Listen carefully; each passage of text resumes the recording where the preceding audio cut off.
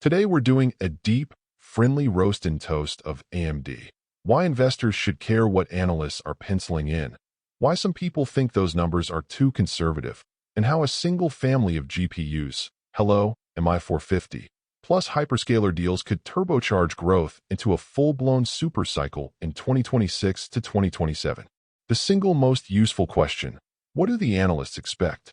If you take nothing else away, remember this: the market is mostly trying to price future cash flows. So the neatest thing to check first is what analysts expect. Right now, many Wall Street models are lining up in roughly the 20 to 35% revenue growth range over the next couple of years, figures driven largely by data center, AI, demand, and some recovery in client/gaming segments. That's the baseline people are trading off. Why that range matters: it's the bridge between today's valuation and tomorrow's earnings. If AMD hits the midpoint of that band, investors cheer politely. If AMD beats it, the stock tends to celebrate loudly. But some analysts, and some investors, think those estimates are too modest. Here's where the plot thickens. A group of more optimistic analysts and independent observers argue the 20 to 35% range underestimates the real upside. They're thinking, when you have multiple hyperscalers and cloud players committing to multi-thousand or multi-tens of thousands GPU deployments, the data center revenue curve isn't linear, it's convex. In plain speak, once you start to win big deals, revenue can jump faster than the spreadsheets expect. There are public write-ups and models that suggest analysts have been forced to lift their 2026 forecasts recently, and some think even those revisions lag actual demand growth. Why the MI450 is the ticket everyone's whispering about. If AMD has a star player for this possible supercycle, it's the Instinct MI450 family. These accelerators are engineered around modern chiplet approaches, huge HBM4 memory pools per GPU, and designs tuned for massive model training and dense inference clusters. The performance and memory per card story matter because modern models are getting memory hungry. The arithmetic isn't the bottleneck, it's the ability to hold and move big tensors fast. The MI450 addresses that. Now imagine that at scale, tens of thousands of MI450s running in hyperscaler racks. We'll get to Oracle/OpenAI in a second. If you multiply the per GPU revenue by that fleet size, and then layer on software and services, you get a revenue step function that's much bigger than the conservative year-over-year percentages. By the way, if you are benefiting from the content so far and want more like this, like the video, it means much to me. Hit the subscribe button, turn on the notifications bell, and comment the word more. Just go ahead and type the word more so I know. Now that you have commented, let's continue. The supercycle thesis: how AMD could go from linear to exponential. Supercycle is a dramatic word, but here's the quick logic. Hyperscaler demand sparks volume orders. A few massive cloud customers commit to large AMD-based clusters. That's big upfront and recurring demand. Systems and software scale the opportunity.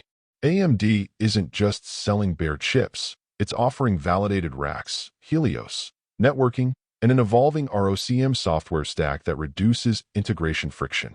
That creates stickier, more valuable contracts. Economics improve with scale. Higher volume production plus system-level sales can improve gross margins, which flows to operating leverage and higher EPS that markets reward. Ecosystem effects amplify consumption. More developers optimizing for AMD means more workloads run on AMD Iron, which means more cloud hours bought, which means more chips ordered. Feedback loop engaged. The "they already work with big names" argument. People who are bullish point to AMD's relationships with big customers. Major cloud players and significant enterprise partners have already tested or integrated AMD silicon into parts of their stacks. Those relationships lower the friction for bigger, faster deals. In other words, AMD isn't a stranger showing up with a flashy demo. They've been quietly building credibility. That's why some models assume upside that trips past the middle of the analyst range. When a hyperscaler trusts your rack blueprint and your drivers, they'll scale faster. That's the operational reality behind the rosy scenarios. But, and this is a big but, the path won't be smooth. Optimism needs a reality check. There are real deployment, supply, and competitive risks, supply chain friction, advanced nodes, packaging, and HBM memory are finite and contested resources. If HBM4 or packaging capacity gets tight, shipments slip. Software maturity. ROCm improvements are happening, but enterprises demand framework compatibility, performance parity, and production-grade stability. If frameworks are late or buggy, migrations stall. Incumbent reactions. Big rivals can bundle aggressively, co-design custom silicon with hyperscalers, or deploy software incentives to keep ecosystems tight. Execution at hyperscale. Moving from pilot to tens of thousands of units across multiple data centers is an operational marathon. Delays and integration headaches cost time and trust. So yes, upside exists, but it's not guaranteed, and that's why some analysts are cautious. What to watch for? The real milestones that matter. If you want to know whether the bullish scenario is actually happening, track these signals. Hyperscaler deployment announcements and timelines. Public rollouts and usage milestones are gold. Quarterly data center revenue growth versus consensus. Beats here move market expectations quickly. ROCm adoption and framework benchmarks. Faster, validated perf on PyTorch/TensorFlow equals faster migration. Supply chain signals, HBM allocations, foundry announcements, and packaging volume changes. Let's say the optimistic camp is right. What could make the 20 to 35% band look conservative? Multiple hyperscalers each roll out large AMD clusters in 2026 and 2027, not just one. That's additive demand beyond current models. ROCm becomes the de facto open alternative, pulling in software ecosystems and startups optimizing for AMD-first deployments. Higher ASPs, average selling prices, from system-level rack sales and software services boost revenue per unit sold. If these three things align, the annual growth could exceed analyst medians and generate multiple re-ratings. Note this as well.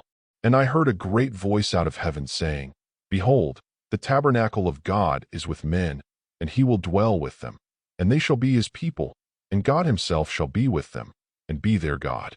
And God shall wipe away all tears from their eyes, and there shall be no more death, neither sorrow, nor crying, neither shall there be any more pain. For the former things are passed away." And he that sat upon the throne said, "Behold, I make all things new." And he said unto me, "Write, for these words are true and faithful." And he said unto me, "It is done. I am Alpha and Omega, the beginning and the end. I will give unto him that is athirst of the fountain of the water of life freely. He that overcometh shall inherit all things, and I will be his God, and he shall be my son. But the fearful and unbelieving, and the abominable, and murderers, and whoremongers, and sorcerers, and idolaters, and all liars, shall have their part in the lake which burneth with fire and brimstone, which is the second death." Revelation 21 verses 3-8. If we fully obey the Lord, the Creator of heaven and earth, and carefully follow all his commandments, he has promised to set us high above all the nations of the earth. Deuteronomy 28. We shall be blessed when we come in and when we go out. I appeal to you to accept God and let him be your guide, for he will never leave you nor forsake you. Do not be afraid. Do not be discouraged. Deuteronomy 31 verse 8. Want more information? Please check the description section. That's the end for now. If you have watched until the end, drop a comment like this: "I stayed until the end." Just comment that I stayed until the end. When I see this comment, I will give you a heart. 3 more favors I request from you. First, like this video, subscribe, and then turn on the notifications bell. If you do this, you greatly encourage me to continue bringing to you insightful content. Do not miss out on our future videos full of insight. All I am asking is your subscription. Thanks for joining us today. Your support means so much to us. Do not hesitate to share this video to help someone who may benefit. I recommend that you watch the next video, subscribe to the channel, and share your thoughts about today's video. Wish you God's blessings and care. Faith and prayer will do what no power on earth can accomplish. See you in the next video by God's mercy.